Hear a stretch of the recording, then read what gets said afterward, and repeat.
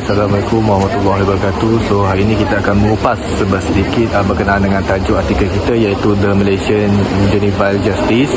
So bagi pengenalan, pada Disember 2006 Malaysia telah menyerahkan laporan negara yang pertama secara berkala kepada Jawatankuasa PBB berkenaan dengan hak kanak-kanak yang menggariskan kemajuan dalam melaksanakan CRC.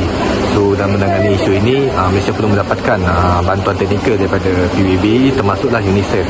So sebagai tindak balas kepada cadangan Jawatankuasa Kementerian Wanita, Keluarga dan Pembangunan Masyarakat, mereka telah meminta bantuan daripada UNICEF untuk menjalankan kajian secara menyeluruh terhadap sistem keadilan juvana.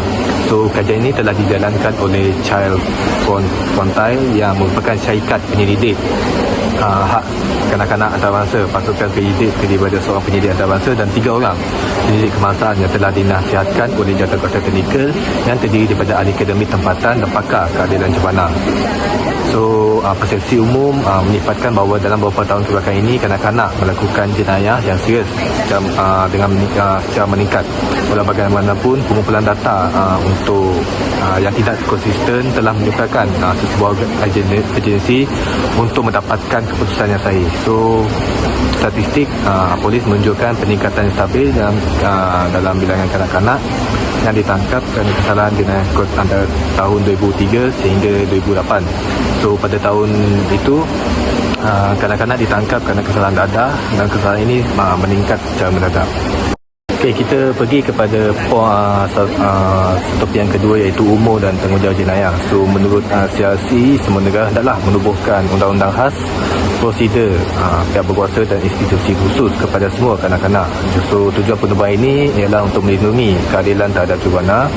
So CRC telah menyarankan kepada semua negara untuk menetapkan umur minimum untuk dikenakan hukuman dalam akta kanak-kanak.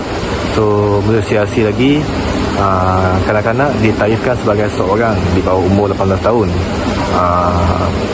So bahkan pernyataan ini disokong oleh PBB, di mana permulaan umur itu tidak boleh ditetapkan terlalu rendah dan harus berdasarkan kepada emosi kanak-kanak, kematangan mental serta intelek. So Malaysia mempunyai kadar pendaftaran kelahiran yang agak tinggi, dan pihak berkepentingan secara amnya berpandangan bahawa penentuan umur bukanlah satu cabaran besar.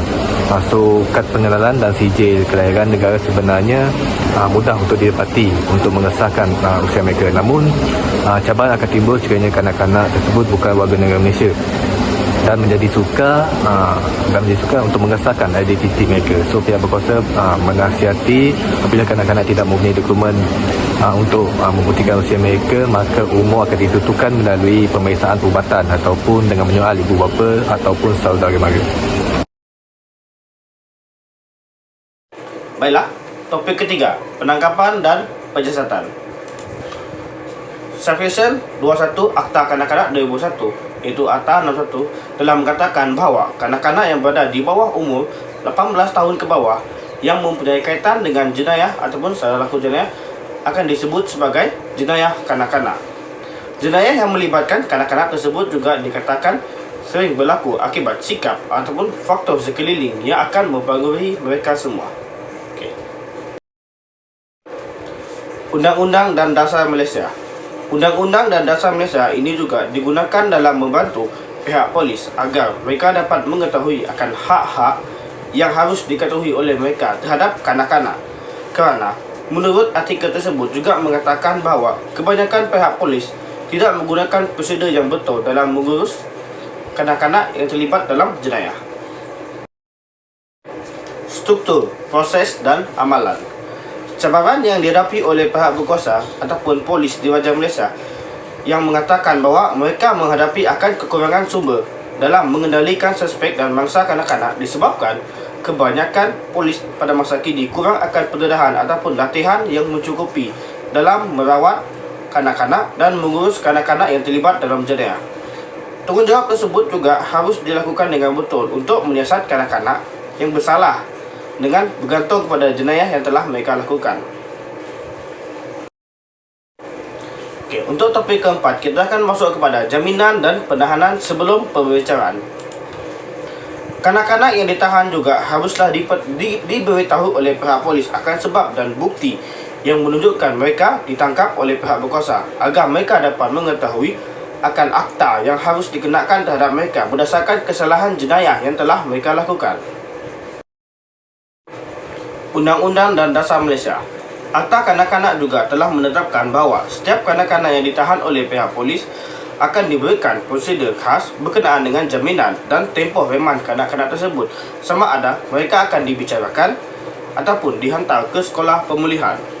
Akta kanak-kanak yang terdapat pada negara Malaysia ini berlainan dengan negara lain disebabkan segala rayuan, budi bicara dan pembebasan terhadap seorang kanak-kanak yang telah melakukan jenayah ringan tersebut adalah di bawah perintah Mahkamah Kanak-Kanak. Struktur, proses dan amalan. Mahkamah haruslah mempunyai budi bicara yang betul berdasarkan latar belakang kewangan ibu bapa kanak-kanak tersebut, disebabkan apabila jumlah jaminan yang terlampau tinggi akan menyebabkan ibu bapa tidak mampu membayar jaminan untuk membebaskan anak-anak mereka, sehingga menyebabkan kanak-kanak tersebut akan dimasukkan ke pusat pemulihan ataupun sekolah khas. Pihak berkuasa juga haruslah memberikan didikan agama kepada kanak-kanak yang telah ditahan ataupun direman, kerana untuk membantu mereka mempunyai masa depan yang cerah ataupun memuliakan lagi akhlak mereka. Assalamualaikum dan salam sejahtera. Nama saya Siti Sarah binti Syahil bernama Kak MCD 2019-2019-1381. Pada hari ini saya akan menerangkan topik pemesongan di dalam The Malaysia Juvenile Justice. Di dalam topik pemesongan ini, setiap kesalahan adalah kerana untuk melihat apakah jenis kesalahan juvana. Remaja yang melakukan kesalahan juvana akan berurusan dengan pihak polis menjadi perantara atau rujukan kepada program kaunseling sebenarnya dikenakan tangkapan atau pembicaraan rasmi. Di topik pemesongan ini, setiap kesalahan itu akan berurusan dengan polis dahulu, dan sekiranya kesalahan itu berat maka dia akan berurusan dengan pihak yang sepatutnya serta diberikan program kaunseling. Tujuan pemesongan program ini dilakukan adalah untuk menghantar kanak-kanak ke program pemesongan yang secara spesifik dan akan diberi nasihat atau penilaian oleh penggawai percubaan. Sepanjang mereka berada di dalam program pemesongan ini, mereka akan diberikan satu kerja khidmat masyarakat lah mengikut jumlah jam yang telah ditetapkan, dan program khidmat masyarakat itu juga adalah bertujuan untuk memberi pengalaman ataupun meningkatkan performance kepada mereka yang melakukan kesalahan juvana. Selain itu, setiap program dilakukan juga adalah berstruktur untuk menggunakan kecekapan mereka sendiri dalam menyelesaikan masalah, keputusan, untuk menguruskan kemarahan serta menentang pengaruh alkohol serta dadah. Bagi amaran polis pula, di dalam topik ini juga terdapat dua tahap, iaitu tahap pertama akan memberi amaran secara tidak rasmi pada kesalahan tersebut. Sekiranya polis ternampak remaja yang melakukan kesalahan juvana, polis akan memberi amaran secara tidak rasmi terlebih dahulu. Sekiranya di tahap kedua pula, memberi amaran secara rasmi serta membawa mereka yang melakukan kesalahan juvana ke balai polis ataupun menghubungi penjaga untuk datang ke balai polis. Tujuan ini adalah untuk mengenakan budi bicara terlebih dahululah sebelum mereka memberikan sebarang tindakan yang dikenakan oleh undang-undang. Setiap program pemesongan yang dilakukan oleh pihak polis serta pendakwa rakyat atau mahkamah, sekiranya kes siasatan itu berat maka kertas siasatan akan dibuka. Sekiranya kes itu ringan, pihak pendakwa tidak akan mengambil keputusan ataupun akan menolaklah sekiranya kes itu ringan, seperti menyeluk saku, bergaduh, dan sekiranya bergaduh itu melibatkan kecederaan, barulah kes siasatan akan dibuka. Dan selepas kertas siasatan dibuka, barulah akan berlakunya program pemesongan untuk menghantar semua pelajar ataupun mereka yang melakukan kesalahan juvana ke program seterusnya untuk diberi khidmat kaunseling. Bagi topik pengguam bela pula, kanak-kanak yang bercanggah dengan undang-undang mempunyai hak untuk mendapat bantuan undang-undang atau bantuan lain yang sesuai sepanjang prosiding. Dan di setiap negara juga mempunyai pengguam bela lah untuk membela kanak-kanak yang melakukan kesalahan juvana, dan ia diberi bantuan undang-undang yang terlatih serta peguam pakar dalam profesional paralegal. Di dalam struktur proses dan amalan pula, pengawal sektor keadilan ataupun ibu bapa berpendapat bahawa yuran pengguam ini terlalu mahal. Tetapi sekiranya ibu bapa itu mempunyai pendapatan RM25,000 ke bawah, mereka berhak untuk mendapat pengguam bela yang telah ditetapkan oleh Pusat Bantuan Guaman Majlis Pengguam. Jadi di sini pihak mana-mana ibu bapa yang ingin memerlukan pengguam bela boleh memohon di Pusat Bantuan Guaman Malaysia Majlis Pengguam sekiranya pendapatan mereka RM25,000 ke bawah untuk membantu mereka yang melakukan kesalahan jurana. Di dalam Undang-Undang dan Dasar Malaysia pula, jika tertuduh meminta seorang pengguam, polis boleh menghentikan sebarang soal siasat kepada yang tertuduh. Dan pihak polis juga boleh menafikan dakwaan dan memberi peluang kepada pengguam untuk berunding. Tapi oleh kerana pihak polis mempunyai bukti yang kukuh sekiranya yang tertuduh melakukan kesalahan jurana, dan ia boleh menjadikan tertuduh tidak tertangkap kerana semasa proses rundingan itu akan berlakunya penyembunyian, rekaan, pemansuhan bukti ataupun musnahan bukti ataupun ugutan kepada saksi ataupun mengambil kira keselamatan orang lain. So di sini pihak polis boleh menafikan ataupun menolaklah rundingan bersama dengan pengguam kerana pihak polis telah mempunyai bukti yang kukuh untuk menuduh pihak yang tertuduh. Saya, Muhammad Faizatul Fikri bin Alias, akan membentangkan Mahkamah Juvana dan Presiden Pembicaraan. Mengikut piawaian antarabangsa, setiap kanak-kanak yang didakwa atas kesalahan mempunyai hak untuk menentukan perkara itu tanpa berlengah-lengah oleh pihak berkuasa dan tidak berat sebelah dalam perbincangan yang adil. Perkara tersebut mesti ditangani mengikut prinsip pembicaraan yang adil dan saksama. Dalam setiap kes hendaklah dijalankan dengan segera dari awal. Prosedur mahkamah mestilah kondusif untuk kepentingan terbaik untuk kanak-kanak, dijalankan dalam suasana persefahaman dan mesti membenarkan kanak-kanak itu mengambil bahagian sepenuhnya dan meluahkan perasaannya secara bebas. Okey, bagi Undang-Undang dan Dasar Malaysia pula, arahan juga mesti dibuat untuk mengelakkan kanak-kanak daripada bersentuh dengan pesalah dewasa semasa mereka dibawa dari mahkamah atau semasa menunggu di mahkamah, serta untuk mengelakkan kanak-kanak itu dirakam atau diambil gambar. Mana-mana ibu bapa atau penjaga yang gagal hadir di mahkamah, mahkamah boleh dikenakan denda sehingga RM5,000 atau penjara sehingga 2 tahun. Seksyen 90 Akta Kanak-Kanak 2001 menggariskan prosedur yang perlu dipatuhi apabila seseorang kanak-kanak dihadapkan ke mahkamah. Struktur proses dan amalan. Mahkamah Magistrate mempunyai sistem berkomputer untuk mendaftar dan menjejaki semua kes yang difailkan dengan mahkamah, dan terdapat kod berasingan untuk kes kanak-kanak yang membolehkan mereka dikesan dan dijadualkan dengan sewajarnya. Mahkamah ditutup kepada orang ramai dan hanya pihak yang berkepentingan dibenarkan di dalam bilik mahkamah disebabkan oleh hak infrastruktur. Dalam penemuan utama, ramai pihak berkepentingan menyatakan kebimbangan tentang kekurangan kemudahan mahkamah yang berasingan sepenuhnya untuk kanak-kanak.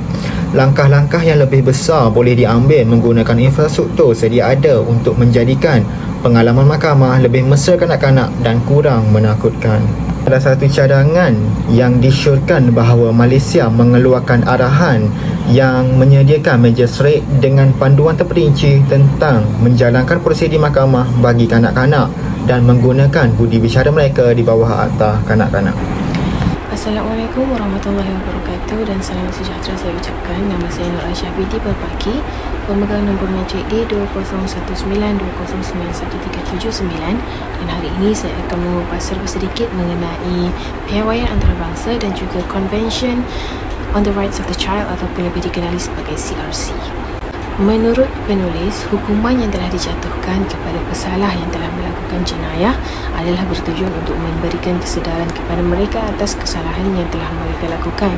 Tetapi akan terdapat jurang perbezaan hukuman kepada pesalah dewasa dan juga pesalah juvana. CRC ataupun Convention on the Rights of the Child telah menekankan bahawa setiap hukuman yang diberikan kepada pesalah juvana harus diambil kira dalam beberapa faktor, contohnya usia mereka dan adakah hukuman yang diberikan itu setimpal dengan apa yang telah mereka lakukan, juga adakah ia akan memberikan kesan kepada masa hadapan kanak-kanak tersebut. Untuk memastikan perampasan hak kebebasan kanak-kanak ini adalah pilihan yang terakhir, CRC telah menggariskan beberapa pilihan hukuman yang tersedia, antaranya adalah perintah penjagaan, bimbingan dan penyediaan, kaunseling, percubaan, penjagaan angkat dan juga program pendidikan serta latihan vokasional atau mana-mana alternatif lain yang difikirkan bersesuaian untuk kanak-kanak tersebut. Undang-undang dan dasar di Malaysia mengenai kesalahan juvana, menurut penulis, hukuman terhadap kanak-kanak di negara Malaysia adalah di bawah Seksyen 90 Akta Kanak-Kanak.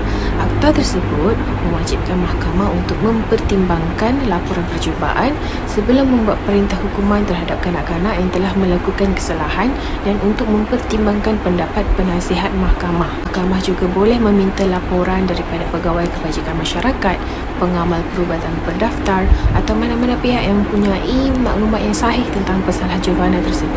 Manakala di dalam Seksyen 91 telah menyatakan beberapa pilihan hukuman yang tersenarai di dalam negara Malaysia. Antaranya adalah menegur dan melepaskan kelakuan baik di bawah jagaan orang berkelayakan, denda, perintah percubaan, perintah sekolah yang diluluskan, sekolah Henry Ghani, sebat, penjara, penjara yang tidak ditentukan dan juga hubungan baik bersama ibu bapa. Keseluruhan hukuman ini akan diberikan mengikut budi bicara mahkamah dan juga pesalah juvana serta ahli keluarga. Cara kesimpulannya daripada artikel yang telah kami kaji, tuntasnya kanak-kanak yang melakukan jenayah tidak harus dipulangkan kerana setiap perbuatan yang mereka lakukan adalah pengaruh daripada pelbagai faktor yang tidak harus dipandang enteng. Walaupun kadar jenayah kanak-kanak di negara Malaysia tidaklah berada di tahap yang begitu membimbangkan, tetapi tidak dapat dinafikan bahawa sedikit sebanyak perkara ini akan mempengaruhi generasi muda kita pada masa akan datang. Kanak-kanak seharusnya berkembang dengan sihat agar mereka dapat menerajui negara kita dengan lebih baik pada masa akan datang.